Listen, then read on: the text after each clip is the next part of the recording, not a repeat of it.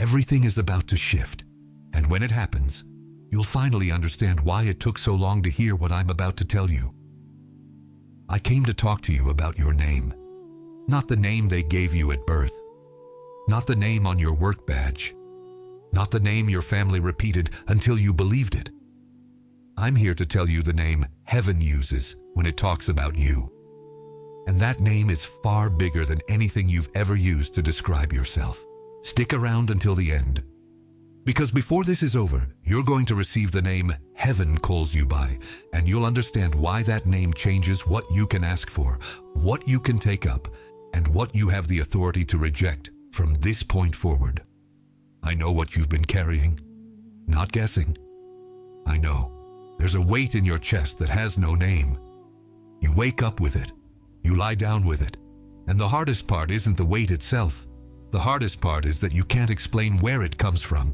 Because when you try to put it into words, the words come out too small for what's inside. You've tried. You know how it goes. You opened your mouth to say what you were feeling, what you were perceiving, what you knew to be true about yourself. And when the words came out, they sounded shallow, inadequate. And the person on the other end nodded politely, or changed the subject, or said, "I get it," in a tone that proved they didn't get it at all. So you learn to stop trying. You learn to carry it in silence. Look at your contact list. How many people call you when they need something? A solution, a favor, advice in a crisis? And how many of those same people call just because they wanted to know how you're doing? You're remembered for what you provide, not for who you are. And that hurts in a way that has no name, because it shouldn't hurt, but it does. And then there's that meeting. It wasn't just one. It was more than one. That moment when you had something to say. Something you saw clearly that everyone else around you hadn't seen yet. You started speaking, and someone interrupted. Or the topic got changed. Or the space simply wasn't enough for what you needed to say. So you stayed quiet. You held it in. And what needed to be said stayed inside, waiting for a space that never came. You're still standing. You seek. You dedicate yourself. You do everything right, and yet abundance never comes. And the worst part, you start wondering if you're doing something wrong, if you're being heard up above, if it's meant for you at all. It's not a lack of faith or worthiness. It's a spiritual blockage that ordinary prayer alone cannot break. The Miracle Journal unblocks this in 21 days with a spiritual protocol that works exactly where your prayer doesn't reach.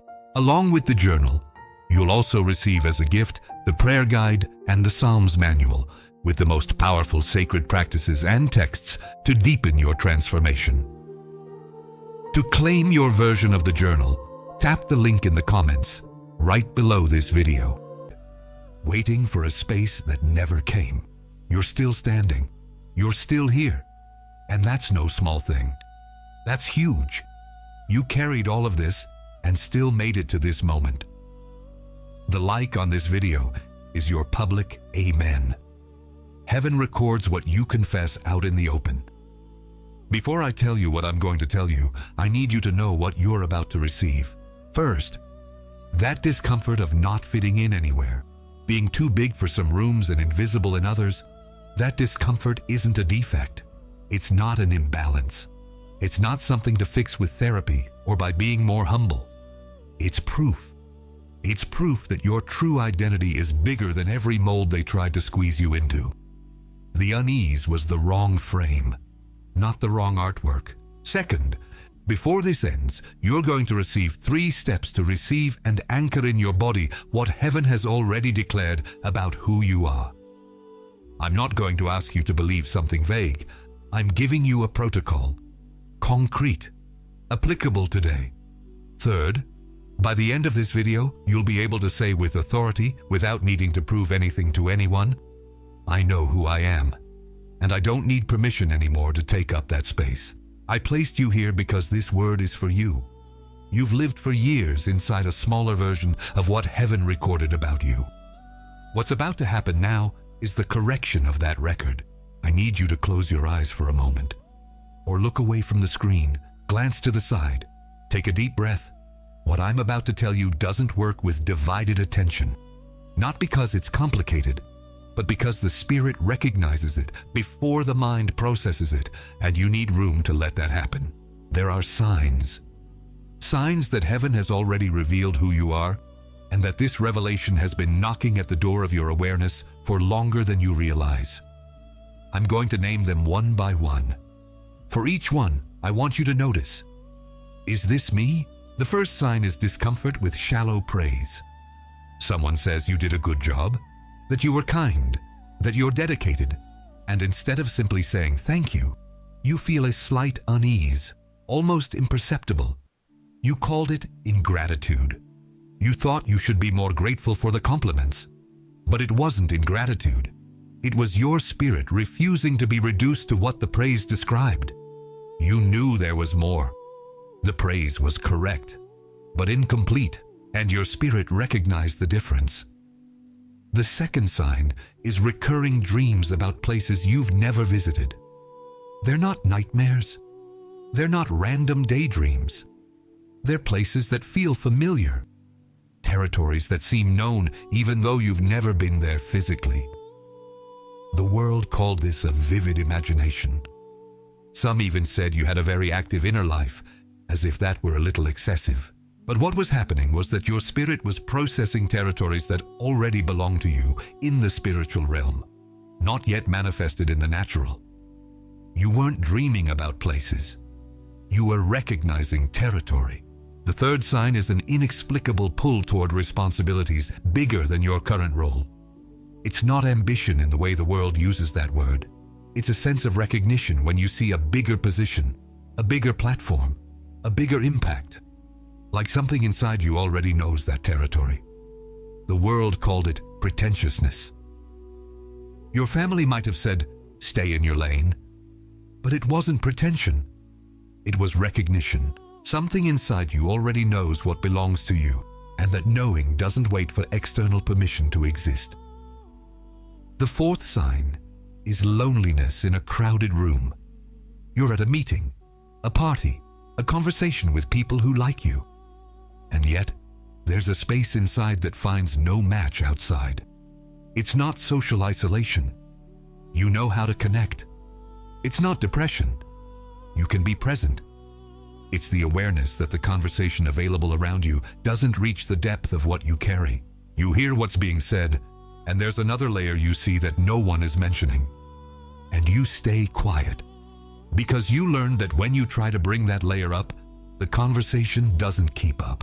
The fifth sign is a quiet certainty that there's more. More than this. More than what's available right now. More than what your current environment is offering. You can't prove it. You don't have a concrete rational argument, but you can't silence it. It's a certainty that stays quiet but never disappears. The enemy spent years trying to convince you that this was arrogance, that you were inflated, that you should be more grateful for what you have. But heaven has another name for it. Heaven calls it inner prophecy. It's the voice of destiny recognizing itself inside you before it manifests outside. The next sign is the hardest one to hear. It's the one the enemy spent the most time trying to make you ignore. The sixth sign is exhaustion from making yourself smaller to fit in. At some point, you realized you were calibrating the size of what you said, what you dreamed, what you showed, based on the comfort of those around you. You got smaller so others wouldn't feel uncomfortable with your size. You did it with kindness, with genuine love. And the enemy was clever. He labeled it humility. What a humble person. What a mature person. What an egoless person. But heaven has another name. Heaven calls it inverted obedience. You were created to occupy a specific space. When you made yourself smaller to protect others' comfort, you disobeyed the calling in order to obey their comfort. If any of these signs hit your body, not your head, your body, write free in the comments right now. This is your amen over what heaven was already confirming. Close your eyes for a second. Take a deep breath. What I'm about to tell you doesn't work if your attention is divided. I'm going to tell you a story about a man who spent his days hiding. His name was Gideon, and he was threshing wheat in a wine press. That's not a small detail. A wine press is underground, out of sight. It was a hiding place. Gideon was doing what needed to be done, but he was doing it in secret, afraid, with the identity of someone who had to conceal himself to survive. That's when the angel appeared, and the angel didn't say, "Hello, Gideon, fearful man." The angel said, "The Lord is with you, mighty warrior." Gideon protested. He said his family was the weakest in the tribe, that he was the least in his family, that there was nothing mighty about him. And he was being honest. He was describing what he saw. He was using the names his circumstances had given him. But heaven didn't use those names. Heaven never used those names. Heaven saw the warrior that the pressure had shaped, that fear had prepared, that the hiding place had protected until the right moment came. And heaven called that warrior by name before he had any external proof that that was what he was. Now let me tell you about the diamond. A diamond starts as common carbon, identical to other materials. And then comes the pressure. Not metaphorical pressure, real, intense, prolonged pressure. Most carbon breaks. But when the molecular structure is right, the pressure doesn't destroy. It crystallizes. It creates a structure that normal pressure could never produce. And what emerges from the process is no longer what went in. It's something that reflects light in a way nothing else does. What you've been through in recent years wasn't destroying who you were. It was crystallizing who you are. The pressure wasn't an accident. The pressure was the process. And what comes out isn't who went in. Both Gideon and the diamond needed someone from the outside to name what the pressure had produced. Gideon needed to hear "mighty warrior" from the angel before he could act like a mighty warrior. The diamond needs someone to pull it from the ground and say, "This isn't ordinary rock. This is something else." You also needed to hear the right name before you could act with the right size. Write Gideon in the comments if you've also been calling yourself by the wrong name for too long. Let me stop for a full minute. You made it this far carrying something I need to name clearly before I continue. You carried a name that wasn't yours. Not out of weakness, out of exhaustion, or out of a kind of love that made you prefer others' comfort over the space of who you were. You recognized at least one of the signs as something that's been living in your body for months or years. It wasn't a coincidence that you ended up here. The discomfort of not fitting in had a spiritual explanation, not a pathological one. There was nothing wrong with you. The space around you was just too small. And now you're about to receive the name that heaven uses. What is yours is already sealed. What is about to be revealed is not an aspiration, not a goal, not a future version of yourself to work toward. It's what I have seen in you since before the first day. What you're about to hear is not a human title. It's what I call you when I speak to heaven about you. First identity. You are a dimension carrier. I saw what was inside you when the space around you couldn't contain it. I saw you calibrating the volume of what you said, what you dreamed, what you showed, so you wouldn't hit the ceiling of the room. I saw you holding back what needed to be said because the room wasn't ready. I saw it. And what I saw wasn't someone small. It was someone with a dimension bigger than the available space. What this identity authorizes is this. You can stop calibrating the size of what you carry to the comfort of those around you. The dimension is not a threat. It's a charge. You weren't made to fit. You were made to expand the space. Second identity. You are a reality revealer. I saw what you perceived while others hadn't named it yet. I saw when the conversation was happening on one level and you were perceiving another level that no one was touching. I saw when they called your perception too sensitive, unnecessary intensity. You complicating what was simple. That perception wasn't excess. It was function. I gave you that perception on purpose. What this identity authorizes. You can stop apologizing for the depth at which you see the world. What you perceive isn't complication. It's revelation. And revelation has a function. It has someone it serves. You don't need to shrink what you see so others can feel comfortable with what they don't see. Third identity. You are an heir of the right name. I saw the years. I saw the names others placed on you that you held on to. Not because you fully believed them, but because no other name was available. The name from the wrong context. The name from the wrong season. The name given by someone who couldn't see what I saw. You carried those names carefully, as if they might become true if you honored them long enough. What this identity authorizes: you have the right to refuse any definition that came from someone who couldn't see what heaven sees. Not with anger, with clarity. The inheritance of the right name means the wrong names have lost their authority over you from this moment forward. You don't need validation from those who gave the wrong name. Heaven gave the right name, and that name is yours. Write in the comments the name of the identity that reached you. Dimension carrier, reality revealer, heir of the right name. Write what hit your body, not just your head. And if you're not yet subscribed to this channel, subscribe now. What's coming next? You need to be here to receive. Now I'm going to give you the protocol. The name of the protocol is the True Name Protocol. It's 3 steps, and the sign that it worked is not euphoria, not instant certainty about everything, not complete emotional resolution. The sign is stillness. Stillness is the sign that the new name has been received and is settling. Step 1. Revoke. Say out loud, right now, the name or definition you carried that wasn't yours. It could be a word. It could be a phrase someone said about you that stuck. It could be the name of a limitation you accepted as an identity. Say it out loud. That name is not mine. I give it back. It doesn't need drama. It doesn't need intense emotion. It needs a declaration. Because what was put in with wrong words needs to be revoked with words. The same door it came in through. Step 2.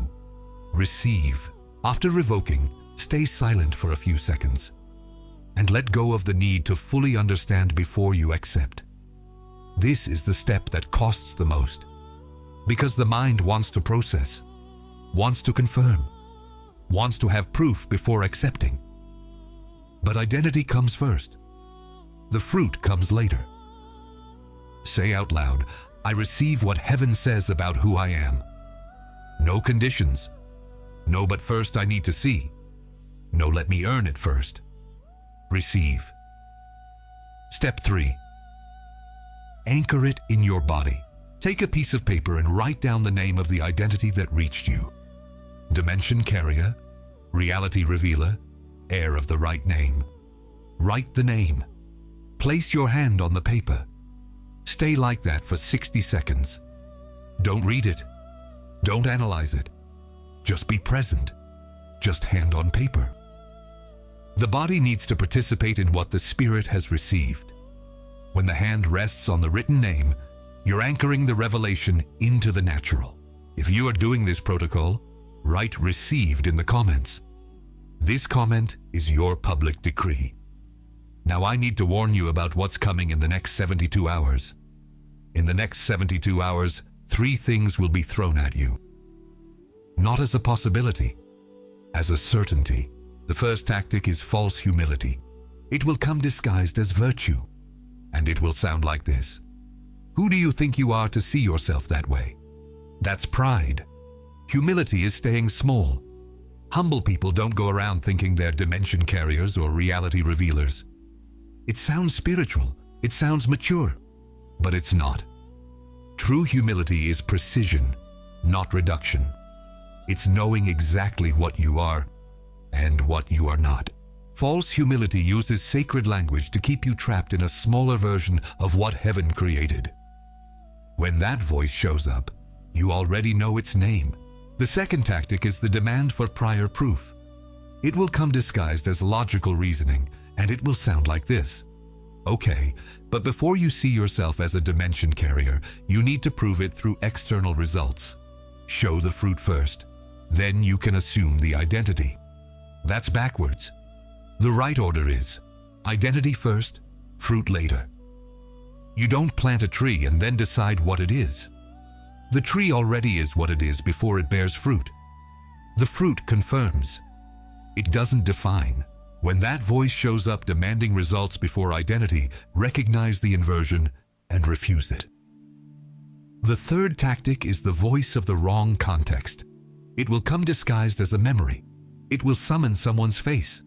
The family member who said you were exaggerating. The leader who reduced what you were to a small function. The environment that never accommodated your size and therefore concluded that the problem was your size. This voice will use the opinions of those who couldn't see to contradict what heaven revealed to someone who was ready to see. And after all that, there's the internal enemy. The voice that doesn't come from outside. It comes from inside. And it says, "This is too good to be true for me specifically." It doesn't deny that it's true in general. It just applies an exception to you. And that exception feels like maturity. Feels like realism. It's the most subtle tactic because it uses your own voice. When these tactics come, you've already been warned. Write protected in the comments. The decree has been sealed. Now I need you to do something. Place your open hands on your knees. Palms up, spine straight. Breathe slowly, not as a posture of begging, as a posture of receiving. You're not asking for more.